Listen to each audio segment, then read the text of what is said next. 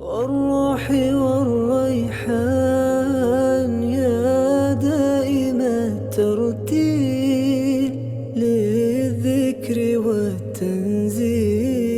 میں نے آپ کو مختصر ایک تعریف کر لیا ایاک نعبدو کا کہ عبادت کیا ہے. آج تھوڑا سا اس کو اور کھولیں گے. اس میں 3 حقیقتیں ہیں جو ہمارے استاد نے ہمیں اس کے کیفیات اور اس میں ان چیزوں کے ساتھ ہمیں اس کو آشنا کروایا اور ان چیزوں کے معنویات سے ہمیں آگاہی دی. آج میں آپ لوگوں کو پھر 3 باتوں کا بتاؤں گا جس کا ایاک نعبدو سے تعلق ہے. قرآن مجید میں ایک مخلص اور ایک مخلص ہے. مخلص وہ ہے کہ جو ابھی تک اس کا نفس امارہ نفس لوامہ میں ہے، کبھی ادھر ہو جاتا ہے، کبھی ادھر ہو جاتا ہے، کبھی ادھر ہو جاتا ہے. مخلص وہ ہے کہ جس کا نفس اطمینان کو پہنچ جاتا ہے اور وہ اپنے نفس کے تزکیے اور تصفیہ قلب کو وہ اپنی جگہ پہ پہنچا دیتا ہے. تو اس کو قرآن مجید نے اس کا ذکر فرمایا ہے کہ وہ مخلصی، وہ مخلص لوگ، چنے ہوئے بندے سمجھ لیں آپ. دوسری بات جو ہمیں سمجھنے کی ہے آگے اس کو بات کو سمجھنے کے لیے، وہ یہ ہے کہ حضرت ابراہیم علیہ السلام کے قصے میں فرماتے ہیں کہ وہ اللہ تبارک و تعالیٰ کے تعریف حمد و ثنا بیان کرتے ہیں اس مقامات کا، جو سلوک میں بھی آپ کو انہی سے اس جگہوں پہ پہنچتا ہے. آپ کی پھر ہر چیز آپ یہی دیکھتے ہیں جو ابراہیم علیہ السلام نے فرمایا.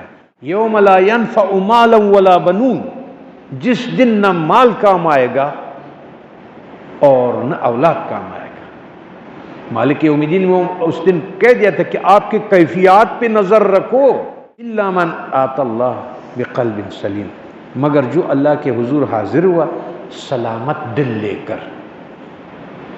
اور اس دن اس سے پوچھا جائے گا کہ تمہارا وہ دولت کدھر گیا جو تم مغرور ہوتے تھے، جس کے لیے تم نے اللہ کو چھوڑا تھا، راستے کو چھوڑا تھا.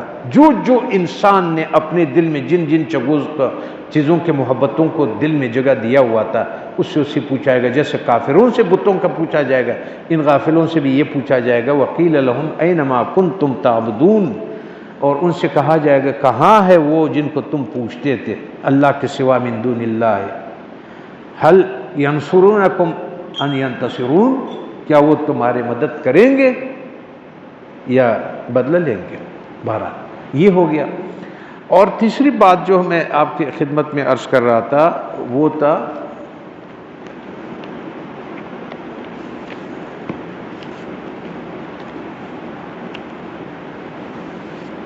وہ تھوڑا سا یہ ہوگا اس سلسلے میں کہ آپ لوگ پھر ایک سجدہ تلاوت کریں گے، کیونکہ اس میں آخر میں اللہ تبارک و تعالیٰ فرماتے واسجد واقترب، کلا لا تطعہ واسجد واقترب. ہاں اس کے نہ سنو اور سجدہ کرو اور ہم سے قریب ہو جاؤ.